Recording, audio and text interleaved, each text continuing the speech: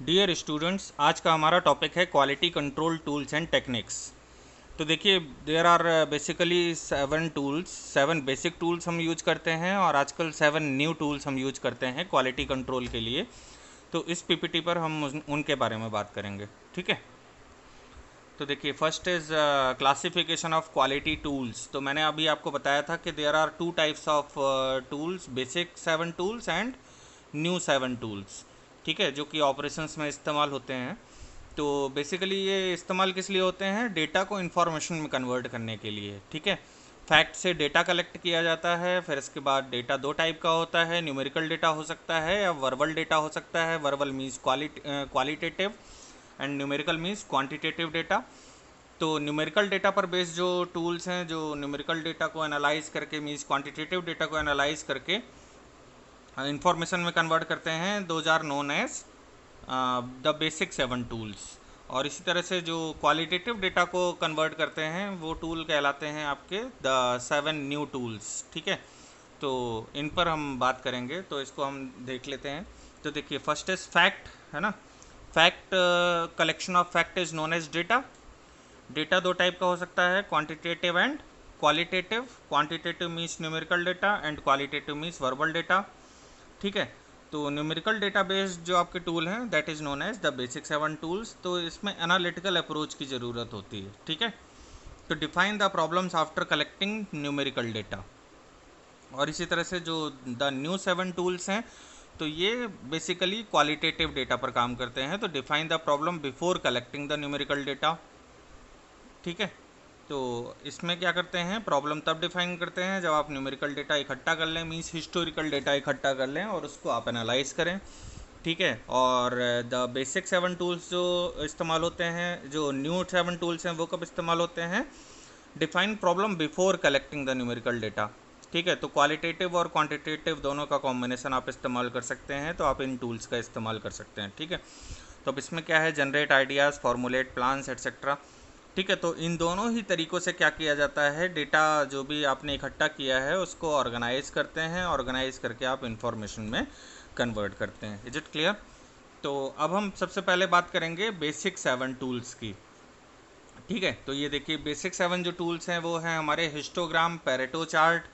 ठीक है, 80-20 रूल पर बेस्ड है Pareto chart. Cause and effect diagram, Ishikawa diagram भी बोलते हैं इसे, फिशबोन डायग्राम भी बोलते हैं। रन चार्ट्स आप लोगों ने देखा होगा। ठीक है, स्टैटिस्टिक्स में इसके एप्लीकेशन देखे होंगे। स्कैटर डायग्राम, इसके भी एप्लीकेशन आपने स्टैटिस्टिक्स में देखे होंगे। ठीक है, फ्लो चार्ट आपने पढ़ा होगा। ठीक है, इवन सी में भी आप फ्लो चार्ट बनाते हैं, सी लैंग्वेज में प्रोग्रामिंग वगैरह में भी फ्लो चार्ट बनाते हैं। ठीक है, और तो फ्लो चार्ट्स का भी आपने एप्लीकेशन देख रखा होगा। कंट्रोल चार्ट्स, ठीक है, तो इनके बारे में हम एक एक करके अभी बात करते हैं।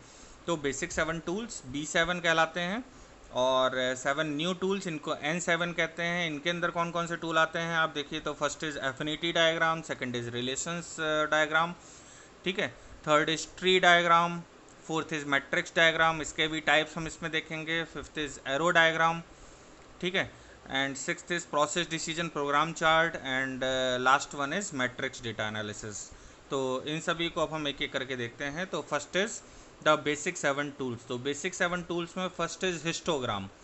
हिस्टोग्राम सभी को पता है, आप सभी को, कि बार ग्राफ को आप हिस्टोग्राम कहते हैं। ठीक है, तो बार ग्राफ के फॉर्म में स्टैटिस्टिकल डेटा का रिप्रेजेंटेशन क्या कहलाता है? हिस्टोग्राम। ठीक है, तो ये आप सभी ने स्टैटिस्टिक्स में इसका एप्लीकेशन देखा होगा। तो इसी का इस्तेमाल किया जाता है to analyse data.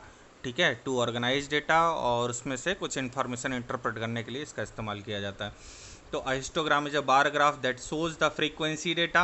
Histogram provides the easiest way to evaluate the distribution of data. ठीक है, तो इससे क्या कर सकते हैं आप, जो डिस्ट्रीब्यूशन ऑफ डेटा है उसको बहुत अच्छे से इवेल्युएट कर सकते हैं इस मेथड का इस्तेमाल करके।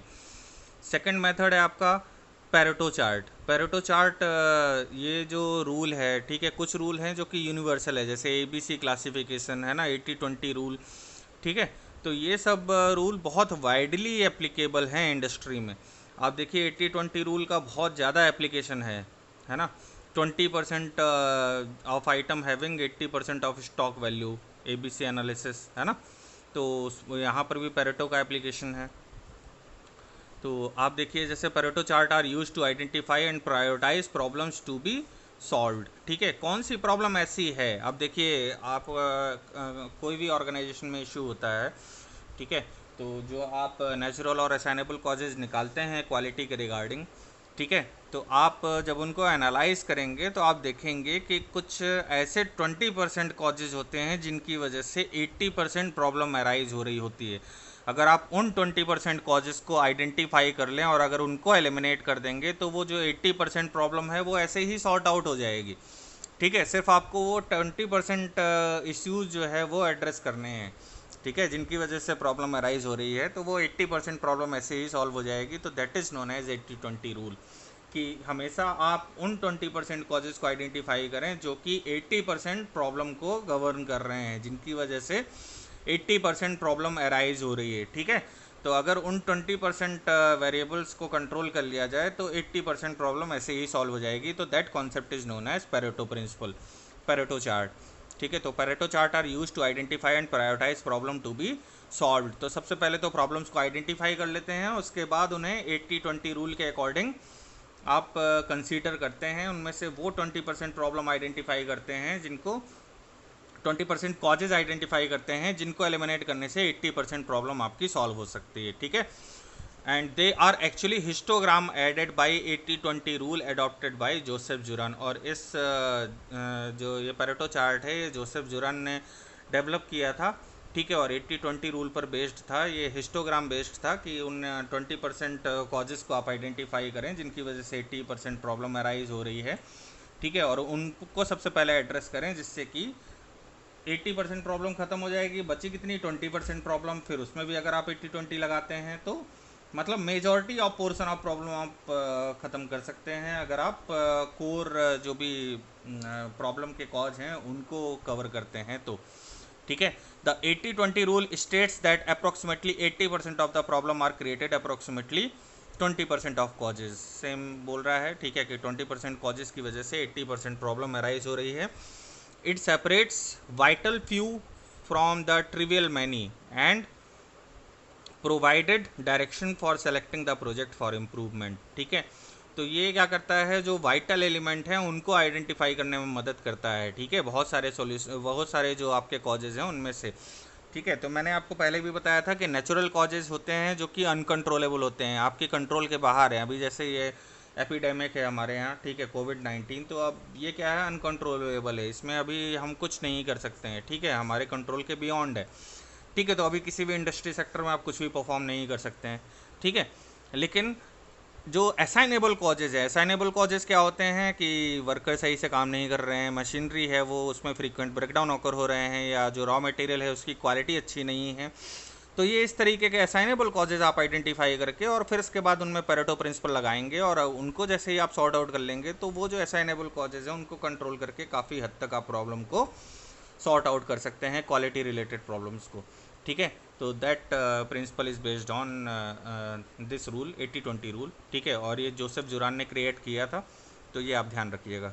ठीक है, next is cause and effect diagram. तो कॉज एंड इफेक्ट डायग्राम को आप इशिकावा डायग्राम भी बोलते हैं, फिशबोन डायग्राम भी बोलते हैं। इशिकावा जिसने इसे डेवलप किया था उनके नाम पर।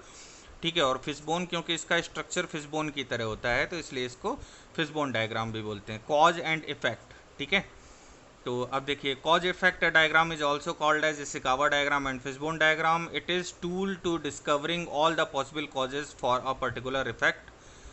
ठीक है, कॉजेज आइडेंटिफाई करते हैं जिसकी वजह से कुछ एक सर्टेन इफेक्ट पड़ रहा है। ठीक है, the major purpose of this diagram is to act as first step in problem solving by creating a list of possible effects. ठीक है, तो आप देखिए आप वो पॉसिबल कॉजेज, तो सॉरी, आप उन कॉजेज़ को आइडेंटिफाई करते हैं जिसकी वजह से एक सर्टेन प्रॉब्लम अराइज हो रही है। अब देखिए एक एग्जांपल देख लेते हैं, लिखा हुआ है diagram relationships to reveal potential causes of a problem. जैसे एग्जांपल एक ले लिया, what is causing production down time, है ना। प्रोडक्शन डाउन टाइम के लिए कौन कौन से कॉजेज हो सकते हैं। तो अब इफेक्ट क्या है, प्रोडक्शन डाउन टाइम, और उसके कॉजेज क्या हैं, इक्विपमेंट। ठीक है, इक्विपमेंट के बेसिस पर हो सकता है कि कुछ कॉज हो, जैसे मेकर, है ना, एज है, मेंटेनेंस है, ठीक है, मेकर जो बनाने वाला है, जो उस पर काम कर रहा है, ऑपरेटर है, वो सही से काम नहीं कर रहा है। ठीक है, एज काफ़ी हो गई है इक्विपमेंट की, या मेंटेनेंस प्रॉब्लम है जिसकी वजह से प्रॉब्लम आ रही है, तो प्रोडक्शन डाउन टाइम ऑकर कर रहा है। मटेरियल तो वेंडर, ठीक है, वेंडर इसकी जो है अप्रोप्रिएट डिलीवरी है वो नहीं दे रहा है, या क्वालिटी नहीं दे रहा है, और डिलीवरी में भी प्रॉब्लम हो सकती है। वर्कर की ट्रेनिंग या एक्सपीरियंस रिलेटेड प्रॉब्लम हो सकती है कि अनस्किल्ड या सेमी स्किल्ड वर्कर हम अप्लाई कर रहे हैं जबकि हमें स्किल्ड वर्कर की रिक्वायरमेंट थी। ठीक है, और प्रोसेस में प्रॉब्लम हो सकती है कि प्रोसेस के स्टेप्स लेंदी हैं या इनअप्रोप्रिएट हैं या सीक्वेंस सही नहीं है। ठीक है, तो these may be the causes जिसकी वजह से production down time problem arise हो रही है। तो यहाँ पर क्या करेंगे, जो आप बोन पार्ट है उसमें आप देखिए, तो जो बोन और उसकी ब्रांचेज हैं तो उसमें आप क्या करेंगे, यहाँ पर कॉजेस को नोट करेंगे और इधर पर उसका इम्पैक्ट लिखेंगे। ठीक है, जो मेन प्रॉब्लम है वो क्या है, मीन्स जो इफेक्ट है वो क्या है, प्रोडक्शन डाउन टाइम प्रॉब्लम। ठीक है, इफेक्ट क्या है इन कॉजेस का कि डाउन टाइम ऑकर कर रहा है, किसकी वजह से ऑकर कर रहा है, इक्विपमेंट की वजह से ऑकर कर रहा है, मटेरियल की वजह से ऑकर कर रहा है, वर्कर्स की वजह से ऑकर कर रहा है, और प्रोसेस की वजह से ऑकर कर रहा है। ठीक है, एक और प्रॉब्लम ले लेते हैं अब, जैसे ये है कि इनकरेक्ट डिलीवरीज। ठीक है, तो ये इफेक्ट है, इफेक्ट क्या है, इनकरेक्ट डिलीवरीज। तो किस वजह से इनकरेक्ट डिलीवरी हो रही है, स्किल में कमी हो सकती है, कम्युनिकेशन में कमी हो सकती है, ट्रांसपोर्टेशन में कमी हो सकती है, या प्रोसीजर में कमी हो सकती है। ठीक है, अब स्किल में क्या कमी हो सकती है, तो देखिए स्किल में अब देखिए नॉलेज में कमी हो सकती है, लिटरेसी में कमी हो सकती है। ठीक है, अब नॉलेज में कमी हो सकती है, तो नॉलेज के लिए क्या क्या कॉजेस हैं, प्रोसीजर सही नहीं हो, या डॉक्यूमेंटेशन सही नहीं हो, या प्रोडक्ट सही नहीं हो। ठीक है, प्रोडक्ट की नॉलेज, प्रोडक्ट रिलेटेड नॉलेज नहीं है, प्रोसीजर रिलेटेड नॉलेज नहीं है, या डॉक्यूमेंटेशन प्रॉपर से नहीं कर रहे हैं, तो प्रॉब्लम आ रही है। ठीक है, इसी तरह से कम्युनिकेशन रिलेटेड प्रॉब्लम किस वजह से हो सकती है, तो देखिए कम्युनिकेशन रिलेटेड प्रॉब्लम हो रही है, अब किस वजह से हो रही है, तो इसके जो कॉजेज हैं वो लिखे हुए हैं, तो सब ब्रांचेज भी बनाई हुई हैं इसमें। तो देखिए क्या है, पिकिंग स्लिप। ठीक है, तो वो सही से आपने नोट नहीं किया, अब उसमें क्या है, लेजिबिलिटी इशू है या डिटेल प्रॉपर नहीं थे। ठीक है, इसी तरह से टेलीफोनिक ऑर्डर है तो उसमें लैक ऑफ इन्फॉर्मेशन है। ठीक है, टेलीफोन में आपने बात की, कन्वर्सेशन किया कस्टमर से, और सही से आपने जो है इन्फॉर्मेशन नोट डाउन नहीं की, एम्बिग्विटी है इन्फॉर्मेशन में। ठीक है, सेल्स स्टाफ है, उसने ऑर्डर डिटेल जो ली उसमें लैक ऑफ नॉलेज है। ठीक है, सेल्स स्टाफ को जो सारी बातें पूछनी चाहिए थी वो उसने पूछी नहीं। ठीक है, सही एड्रेस नहीं लिखा, या सही फ़ोन नंबर नहीं लिखा, या सही पिन कोड नहीं लिखा, और उसकी वजह से क्या हुआ, इनकरेक्ट डिलीवरी हो गई। ठीक है, ट्रांसपोर्ट मीडियम की वजह से प्रॉब्लम हो सकती है, तो ट्रांसपोर्ट मीडियम एक कॉज हुआ। अब उस कॉज में क्या क्या ऑकर कर रहा है, तो देखिए एक है इन्फॉर्मेशन। अब इन्फॉर्मेशन किस वजह से ऑकर कर रही है, इनकरेक्ट पर्सन, इनकरेक्ट डिपार्टमेंट हो सकता है, इनकरेक्ट एड्रेस हो सकता है। एड्रेस क्यों हो सकता है, अब एड्रेस के भी कॉजेस हो सकते हैं, कस्टमर डेटाबेस जो था वो आपका अपडेटेड नहीं था, या इनकरेक्ट प्रोग्राम था। ठीक है, तो ये इन्फॉर्मेशन से रिलेटेड प्रॉब्लम हो गई जो ट्रांसपोर्टेशन से रिलेटेड थी। और इसी तरह से हो गया कैरियर। ठीक है, जो आपने मीडियम चुना वो इफ़िशिएंट नहीं था, या जो मेथड आपने चुने ट्रांसपोर्ट के लिए वो अप्रोप्रिएट नहीं थे, तो इसकी वजह से जो डिलीवरी थी वो इनकरेक्ट हो गई। अच्छा, और क्या हो सकता है, प्रोसीजर, प्रोसीजर में गड़बड़ हो सकती है, प्रोसीजर एक कॉज हो सकता है जिसकी वजह से इनकरेक्ट डिलीवरी ऑकर हुई है। ठीक है, तो प्रोसीजर में क्या है, एक मैनुअल हमारा प्रोसीजर था और उसमें कंसिस्टेंसी नहीं थी। ठीक है, अब ऑटोमेटेड है तो उसमें क्या है, कंसिस्टेंसी है। ठीक है, अब और अगर ऑटोमेटेड है तो उसमें क्या है, करेक्टनेस नहीं है या रिलायबिलिटी नहीं है, तो ये भी रीज़न हो सकता है। ठीक है, तो इस तरीके से क्या करते हैं, कॉज एंड इफेक्ट, है ना। तो आप देखिए, तो लेफ्ट साइड में ये जो सारे आपने शो कर रखे हैं, that is known as causes. क्या क्या कॉजेज हैं, कम्युनिकेशन का फेलियर हो सकता है, स्किल की वजह से हो सकता है, या ट्रांसपोर्ट की वजह से, या प्रोसीजर की वजह से जो प्रॉब्लम ऑकर हुई है या इफेक्ट ऑकर हुआ है वो क्या हुआ है, इनकरेक्ट डिलीवरीज। ठीक है, और इसका जो स्ट्रक्चर देखने में लग रहा है वो फिशबोन की तरह लग रहा है। ठीक है, तो इसलिए इसको आप फिशबोन डायग्राम बोलते हैं। तो इस तरीके से ब्रेन स्टॉर्मिंग सेशन के थ्रू, ठीक है, अब जैसे क्वालिटी सर्किल है वो बैठा, उसने जो है इसका इसी कावा डायग्राम का या फिशबोन डायग्राम का इस्तेमाल करके, या कॉज एंड इफेक्ट डायग्राम का इस्तेमाल करके, ठीक है, प्रॉब्लम के रूट कॉजेज आइडेंटिफाई किए कि क्या क्या कॉजेज हो सकते हैं, सैनेबल कॉजेज कौन कौन से हैं जो कि ऑकर कर सकते हैं। ठीक है, और फिर उन कॉजेज में फिर 80-20 अप्लाई किया जाएगा और उसको सॉर्ट आउट किया जाएगा। ठीक है, तो पहले तो कॉज निकाले जाएंगे और उसके बाद फिर उसमें पेरेटो अप्लाई किया जाएगा। ठीक है, तो कॉज निकालने के लिए, कॉज आइडेंटिफाई करने के लिए ये मेथड सबसे ज़्यादा अप्रोप्रिएट है जो कि ऑपरेशंस में इस्तेमाल होता है। ठीक है, एक और एग्जांपल देखते हैं। अब देखिए बैड कॉफ़ी, ठीक है, तो बैड कॉफ़ी किस वजह से बन सकती है? प्रोसीजर सही नहीं हो, या लोग सही नहीं है जो बना रहा है ना, पर्सन, या जो सर्व कर रहा है, ठीक है। क्योंकि बैड कॉफ़ी से एक तो ये हो सकता है कि टेस्ट में गड़बड़ थी, और एक था कि सर्विस डिलीवरी अच्छी नहीं थी, ठीक है। मटेरियल में गड़बड़ हो सकती है और इक्विपमेंट में गड़बड़ हो सकती है, ठीक है। तो अब इसको भी देख लेते हैं। तो देखिए प्रोसीजर में क्या गड़बड़ हो सकती है, प्रोसीजर में क्या प्रॉब्लम हो सकती है। अब देखिए टू मच कॉफ़ी, या टू मच वाटर, या टू मैनी ग्राउंड्स, ठीक है, रॉन्ग साइज फिल्टर, या ट्रेनिंग नहीं थी प्रॉपर, ठीक है, नो ट्रेनिंग। तो ये रीजन्स हो सकते हैं जिसकी वजह से जो कस्टमर को एक्सपीरियंस हुआ वो क्या हुआ, बैड कॉफ़ी। उसने जो फीडबैक दिया वो क्या लिखा, बैड कॉफ़ी, ठीक है। तो इफेक्ट क्या था, इम्पैक्ट क्या आया, बैड कॉफ़ी। तो अब उसके कॉजेज आइडेंटिफाई करने की कोशिश की गई, ठीक है। इसी तरह से पीपल से रिलेटेड क्या क्या कॉजेज हो सकते हैं, तो रॉन्ग फी हो सकती है, means computer not up to date, है ना, ज़्यादा पैसे चार्ज कर लिए उसने, ठीक है, या रूड बिहेवियर था, या प्रॉपर ट्रेनिंग नहीं थी तो वो अच्छे से कॉफ़ी बना नहीं पाया या सर्व नहीं कर पाया, ठीक है। मटेरियल में क्या गड़बड़ हो सकती है, लिड्स डोंट फिट कप, है ना, या packets wet, bad sugar, bad cream, ठीक है, आउटडेटेड हो गई है, एक्सपायरी हो गई है, ठीक है, ब्रू टाइम टू लॉन्ग, ठीक है। तो दीज आर मे बी, ठीक है, कॉजेज एसोसिएटेड विद मटेरियल। तो इसकी वजह से जो कॉफ़ी है वो सही नहीं बनी, ठीक है, या कस्टमर को जो एक्सपीरियंस है वो अच्छा एक्सपीरियंस नहीं मिला। इसी तरह से इक्विपमेंट में क्या क्या हो सकता है, तो देखिए इक्विपमेंट से रिलेटेड कॉजेज क्या हो सकते हैं, लॉन्ग टाइम, है ना, ब्रू टाइम टू लॉन्ग, है ना, dirty basket, dirty cups, coffee not hot enough, है ना, वार्मर नॉट वर्किंग, ठीक है। तो these may be problem related to equipments. तो this is the fishbone diagram. अब देखिए इसमें स्ट्रक्चर भी बना करके बताया गया है कि किस तरीके से इट लुक लाइक्स फिशबोन, ठीक है। तो इसलिए इसका नाम क्या रखा गया है, फिशबोन डायग्राम, इशिकावा डायग्राम, या इसे कॉज एंड इफेक्ट डायग्राम बोलते हैं, जिसमें कि किस कॉजेस की वजह से क्या इम्पैक्ट पड़ रहा है इसको मेंशन किया जाता है। वो जो असाइनेबल कॉजेस मैं आपको बताता रहता हूँ, ठीक है, कि असाइनेबल कॉजेस ही कंट्रोलेबल कॉजेज होते हैं, वो इसी तरीके से आइडेंटिफाई किए जाते हैं कॉज एंड इफेक्ट डायग्राम का इस्तेमाल करके, ठीक है। तो देखिए जैसे बैड कॉफ़ी है तो उसके कॉजेज क्या क्या हैं, पीपल हो सकता है, प्रोसीजर हो सकता है, मटेरियल हो सकता है, इक्विपमेंट हो सकता है।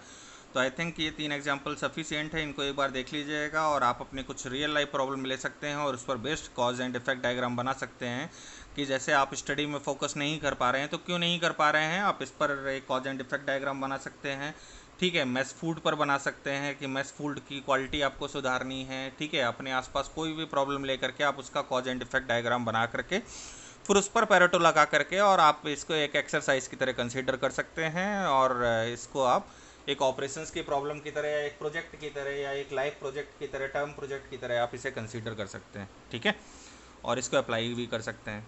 Okay, next is run chart. Run chart को मैं बहुत ज़्यादा डिटेल में नहीं बताऊंगा क्योंकि इसके बारे में सभी को पता है, स्टैटिस्टिक्स में आप सभी ने इसका इस्तेमाल किया होगा, ठीक है। तो run chart are use to analyse the process according to time और ऑर्डर, ठीक है। तो इसका इस्तेमाल करते हैं। रन चार्ट है, स्कैटर डायग्राम है, स्कैटर डायग्राम भी आप सभी ने देखा हुआ है, ठीक है। स्कैटर डायग्राम के जो पॉइंट्स हैं इनको मिला देते हैं तो आपका रन चार्ट बन जाता है, ठीक है। तो ये एक तरीके से पैटर्न देखने के काम में आता है। स्कैटर डायग्राम क्या होता है, scatter diagram is a tool for analysing relationship between two variables. दो वेरिएबल के बीच में जो रिलेशनशिप है उसको फाइंड आउट करने के लिए स्कैटर डायग्राम का इस्तेमाल करते हैं, फिर इसको मिला करके एक पैटर्न ड्रॉ करते हैं, है ना। वो स्मूथनिंग टेक्निक वगैरह होती है ना, डिमांड फोरकास्टिंग की, है ना, मूविंग एवरेज हो गया, एक्सपोनेंशियल स्मूथनिंग हो गया, तो उसके थ्रू, या जो आपका लीस्ट स्क्वायर मेथड होता है, तो इन सब के थ्रू क्या करते हैं, आपको रिलेशन वगैरह निकालते हैं, कोरिलेशन रिग्रेशन वगैरह फाइंड आउट करते हैं दो वेरिएबल के बीच में, ठीक है। तो that is scatter diagram. One variable is plotted on the horizontal axis and the other is plotted on the vertical axis. The pattern of their intersecting points can graphically show the relationship pattern, ठीक है। और इनका जो intersecting point है वो आपका relationship pattern को show करता है। The scatter diagram is use to prove और disprove the cause and effect relationship, है ना। तो ये प्रूफ और डिसप्रूव करने के काम में आएगा कि आपने जो जो कॉजेज निकाले हैं उनके बीच में आपस में कोई कोरिलेशन है या नहीं है ना, या कॉज का आपस में, कॉज का इफेक्ट के साथ कोई रिलेशन है या नहीं है। तो इसके लिए भी आप स्कैटर डायग्राम प्लॉट कर सकते हैं हर बार का जो भी आइट्रेशन है उसको लेते हुए, ठीक है। नेक्स्ट होता है आपका कंट्रोल चार्ट, ठीक है। तो क्वालिटी कंट्रोल में बहुत वाइडली इसका इस्तेमाल किया जाता है। आप लोगों ने statistical process control, statistical quality control का नाम सुना होगा, ठीक है, या सिक्स सिग्मा का नाम सुना होगा। तो इन सभी में ये कंट्रोल चार्ट का बहुत बड़ा रोल है, ठीक है। कंट्रोल चार्ट आप सभी को पता है क्या होता है। मीन डिसाइड करते हैं प्रोसेस में, मीन के अलॉन्ग जो भी वेरिएशन होता है उसको डिनोट करते हैं और फिर इसके बाद उसको रिकॉर्ड करते हैं और उसके बेसिस पर आप डिसीजन लेते हैं, जो कंट्रोल चार्ट होता है उसके बेसिस पर, ठीक है। तो मीन क्या होता है, प्रोसेस में जो भी मतलब आपका आउटकम होना चाहिए, जो आप इंटेंड करते हैं, सोचते हैं कि हाँ यही होना चाहिए, तो दैट वुड बी मीन, है ना। जैसे अगर आपकी क्लास टाइमिंग है तो क्लास टाइमिंग 9 बजे से अगर स्टार्ट है आपकी क्लास, तो 9 बजे क्या हुआ, हो गया मीन, ठीक है। 9:05 तक अगर आप आते हैं तो वो क्या हो गया, अपर कंट्रोलेबल लिमिट, की 5 मिनट आपका टीचर जो है आपको परमिट कर रहा है, ठीक है, तो that is upper controllable limit, ठीक है। और 8:55 क्या है, 8:55 से पहले गेट ही नहीं खुलेगा, तो that is lower controllable limit. तो इसी तरीके से हर एक प्रोसेस में आप डिफाइन करते हैं कि मीन क्या होगा, अपर कंट्रोलेबल लेवल क्या होगा और लोअर कंट्रोलेबल लेवल या लिमिट क्या होगी, ठीक है। तो उसमें फिर डेविएशन डिसाइड करते हैं, डेविएशन इतना ही परमिट है, इससे ज़्यादा जो डेविएशन होगा वो आप कंसीडर नहीं करोगे, वो आपकी टॉलरेंस लिमिट होती है, ठीक है। और उसको ऑप्टिमाइज करते जाते हैं, तो दैट डिपेंड्स, ठीक है, organisation to organisation. The control chart is the graph used to study how a process changes over time. Data are plotted in time order.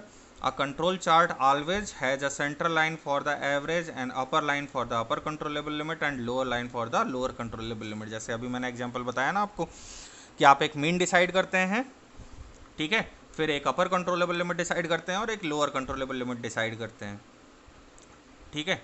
Deviation कितना होना चाहिए, मीन मतलब मुझे इस तरीके की प्रोसेस चाहिए, इतनी इफिशिएंट प्रोसेस चाहिए। अब इसमें upper controllable limit means plus side कितना हम डेविएशन ले सकते हैं और माइनस साइड कितना डेविएशन ले सकते हैं, इनको हम अपर और लोअर कंट्रोलेबल लिमिट बोलते हैं। और इन्हीं के बीच में आप डेटा प्लॉट करेंगे। इससे बियॉन्ड अगर कोई पैटर्न जा रहा है, इसका मतलब है कि जो बिहेवियर है प्रोसेस का वो क्या है, इरेटिक बिहेवियर है, और फिर उसको आप इम्प्रूव करने पर ध्यान देते हैं। तो that is statistical process control, quality control. काफ़ी डिटेल में ये टॉपिक है जिस पर हम बाद में बात करेंगे, आपके सिलेबस में नहीं है, ठीक है। तो चलिए, कंट्रोल चार्ट भी एक टूल की तरह इस्तेमाल होता है, जो कि बेसिक 7 टूल है। इसके बारे में इतना ही आप जानिए अभी, तो ठीक है, ठीक है, क्योंकि एग्ज़ाम में आपका इतना ही आएगा। नेक्स्ट है आपका फ्लो चार्ट। फ्लो चार्ट देखिए, आप सभी ने कहीं ना कहीं किसी न किसी फॉर्म में फ्लो चार्ट पढ़ ही रखा है। तो देखिए, फ्लो चार्ट के कुछ नोटेशंस होते हैं, ठीक है। अब जैसे ये है, a diagram that uses graphic symbol to depict the nature and flow of the steps, ठीक है। जैसे symbol used in flow chart, तो स्टार्ट एंड एंड के लिए जैसे ओवल का इस्तेमाल किया, ठीक है। प्रोसेस स्टेप अगर दिखाना है तो हम रेक्टेंगल का इस्तेमाल करेंगे, डिसीजन अगर दिखाना है तो हम डायमंड का इस्तेमाल करेंगे और उसमें यस और नो लिख सकते हैं, ठीक है, एरो बना करके। अगर डिसीजन है मीन्स डिसीजन हमें यस होता है तो ये इम्प्लीकेशन होंगे, और अगर नो होता है तो ये इम्प्लीकेशन होंगे। तो उसको अगर हमें शो करना है तो हम एरो बना के यस और नो लिख सकते हैं। कनेक्टिंग के लिए हम एक सर्कल का इस्तेमाल करेंगे और मेजरमेंट के लिए हम एम का इस्तेमाल करेंगे। तो इस तरीके से एक एग्जांपल लिखा हुआ है, part of an example flow chart showing how to route incoming phone calls, है ना। तो अगर मान लीजिए इस प्रॉब्लम के लिए हम एक फ़्लो चार्ट बनाते हैं, ठीक है, फ़्लो चार्ट बनाना है कि किस तरीके से आप इनकमिंग फ़ोन कॉल को रूट करेंगे। तो इसके लिए देखिए क्या है, स्टार्ट करना है सबसे पहले। तो स्टार्ट करने के लिए ओवल बनाएंगे और स्टार्ट करेंगे क्या, आंसर फ़ोन, है ना। रूट करने के लिए क्या करेंगे, आंसर फ़ोन, ठीक है, आंसर फ़ोन करेंगे। अब उसमें क्या करेंगे, जो डिसीजन लेना है, हाउ कैन वी हेल्प, ठीक है। तो हाउ कैन वी हेल्प में प्रोडक्ट इन्फो अगर है और हेल्प प्लेसिंग ऑर्डर है, ठीक है। जैसे पहले ये ईआरपी सिस्टम में होता था कि कॉल करके ऑर्डर देना होता था और एक क्लर्क, बुकिंग क्लर्क जो है उसकी एंट्री करता था ईआरपी सिस्टम में, क्योंकि पहले इंटरनेट बेस्ड ईआरपी सिस्टम हुआ करते थे, ठीक है। तो जो बड़ी बड़ी कंपनीज़ हैं उनमें आप एक हेल्पलाइन नंबर देते थे ऑर्डर प्लेस करने के लिए, उसमें कॉल करते थे। कॉल करने के बाद वो अपने ईआरपी में एंटर कर लेता था ऑटोमेटेड वे में, उसके सप्लायर के पास ऑर्डर का जो रॉ मटेरियल की रिक्विजिशन थी वो चली जाती थी, ठीक है, तो ऐसा हुआ करता था। अब क्या है, अब तो वेब इनेबल्ड सिस्टम है, तो अब ऐसे नोट करने की आपको ज़रूरत नहीं पड़ती है। ठीक है, तो अब यहाँ पर है जैसे प्रोडक्ट इन्फो और हेल्प प्लेसिंग ऑर्डर, है ना। प्रोडक्ट इन्फो नोट करना है या उसको ऑर्डर प्लेस करने में हेल्प करना है, तो क्या करेंगे आप, टेक नेम एंड कंपनी, है ना, किस कंपनी से हैं, आपका नाम क्या है, transfer to the sales extension dial कर दिया और फिनिश कर दिया। ठीक है, तो एक ये तरीका हो सकता है। या अगर कोई प्रॉब्लम है तो प्रॉब्लम में आप, शिपिंग रिलेटेड प्रॉब्लम है, बिलिंग रिलेटेड प्रॉब्लम है या कुछ अदर है। ठीक है, अगर कोई प्रॉब्लम है तो प्रॉब्लम विद प्रोडक्ट है, तो प्रोडक्ट का नाम क्या है ना, नहीं सॉरी, आपका नाम क्या है और कंपनी का नाम क्या है, और transfer to the help desk. ठीक है, हेल्प डेस्क के लिए जो एक्सटेंशन है, मान लीजिए 2217 है, तो उसको ट्रांसफ़र कर दिया और फिनिश। तो ये है कि रूट इनकमिंग फ़ोन कॉल्स, आपकी ऑर्गेनाइजेशन में जो कॉल आती हैं उनका आपने फ़्लो चार्ट बनाया। तो ये इस तरीके से है कि जब भी कॉल आएगा तो आप क्या करेंगे, आंसर करेंगे, उनसे पूछेंगे हाउ कैन वी हेल्प। अगर वो प्रोडक्ट इन्फो के बारे में पूछता है और ऑर्डर प्लेस करने के लिए बोलता है, तो उनका नाम और कंपनी का डिटेल लेकर के सेल्स को ट्रांसफ़र कर देंगे। ठीक है, अगर वो कोई प्रॉब्लम बताता है तो उसको हेल्प डेस्क को ट्रांसफ़र कर देंगे। ठीक है, उसका नाम और कंपनी का नाम लेकर के। अगर शिपिंग रिलेटेड प्रॉब्लम है तो कंसर्न डिपार्टमेंट को, बिलिंग रिलेटेड डिपार्टमेंट है तो अकाउंट्स डिपार्टमेंट को, अदर कोई और प्रॉब्लम है तो अदर डिपार्टमेंट को आप कॉल ट्रांसफ़र कर देंगे। तो this is the flow chart of that means incoming phone calls को रूट करने के लिए जो इस्तेमाल होता है। ठीक है, इसी तरह से आप और भी फ्लो चार्ट बना सकते हैं। तो these are the basic 7 tools जो कि क्वालिटी कंट्रोल के लिए इस्तेमाल होते हैं ऑपरेशंस में। ओके, सो अभी इस स्लाइड में हम बेसिक 7 टूल्स के बारे में बात करते हैं। नेक्स्ट वीडियो में जो लेक्चर नंबर 2 होगा, ठीक है, उसमें हम न्यू 7 टूल्स के बारे में बात करेंगे। So thank you about this.